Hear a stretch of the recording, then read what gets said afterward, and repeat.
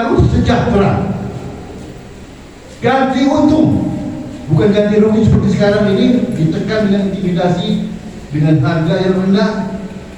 Bahkan ada intimidasi, dibilang punya SHM, dibilang tanah bodong, palsu dan sebagainya. Ini tidak boleh lagi terjadi. Kita kawal semua ini.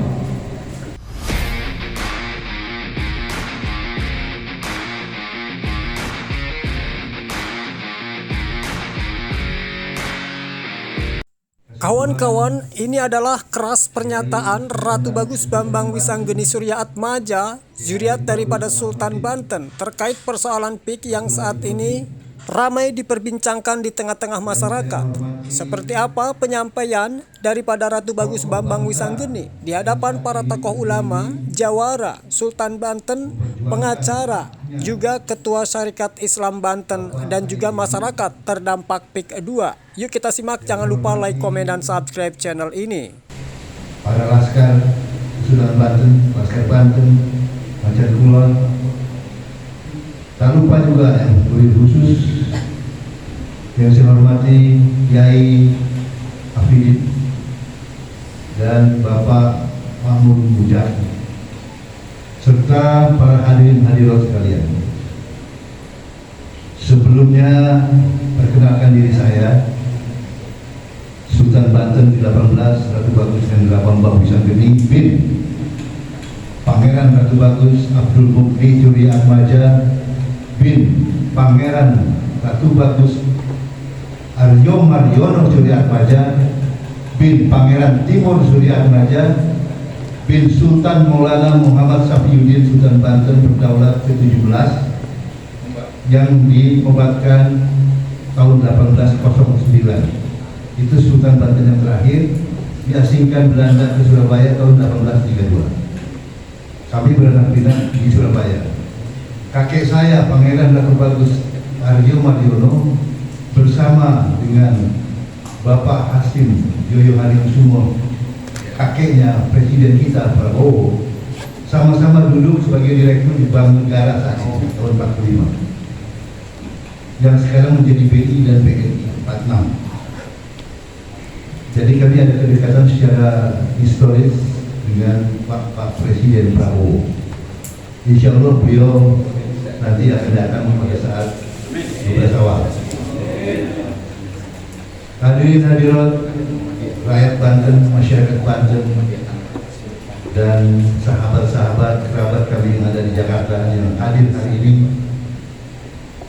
Saya sebetulnya ada acara lain. Hari ini saya harus menerima tamu kedatangan dari Terah Pangeran Diponegoro, Pangeran Junet, yang sekarang mungkin sudah tiba. Tapi saya hadir di sini, mengutamakan dulu di sini. Kenapa? Karena saya ingin juga berpartisipasi, bersimpati.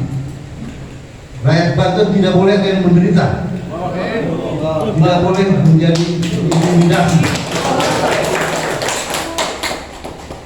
Kesultanan Banten pada dasarnya sesuai dengan amanah leluhur harus mensejahterakan rakyatnya. Kalau ada tanah-tanah milik Kesultanan Banten yang sekarang dinikmati oleh rakyat, mereka harus diganti itu ketika mereka harus direlokasi.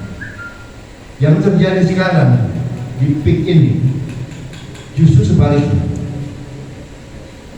Saya tidak menolak pembangunan. Suatu negeri akan maju kalau adanya pembangunan, baik sarana, prasarana, infrastruktur, perlu memang, tapi harus sesuai dengan keadilan, kesejahteraan rakyat. Yang terjadi sekarang, menurut saya, setelah saya kaji dari berbagai media, perlu dikaji ulang.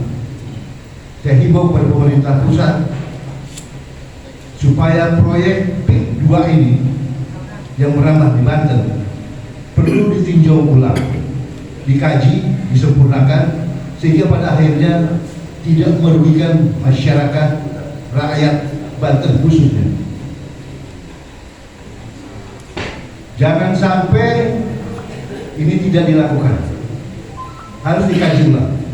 Kalau dipaksakan, saya tidak tanggung apa akibatnya, karena saya menolak kode hujan.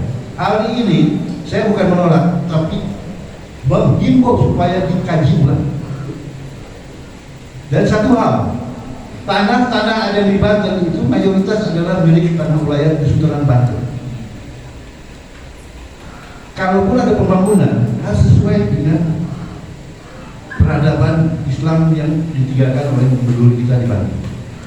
Wisata religi misalnya. Tanah tidak boleh dimiliki asing.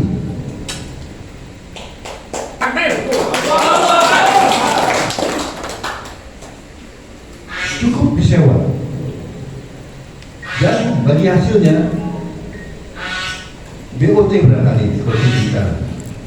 BOT 10 tahun, 5 tahun kemudian beralih kepemilikan. Dan ini harus menguntungkan Banten, tidak boleh menguntungkan pihak-pihak yang punya kepentingan. Rakyat harus sejahtera.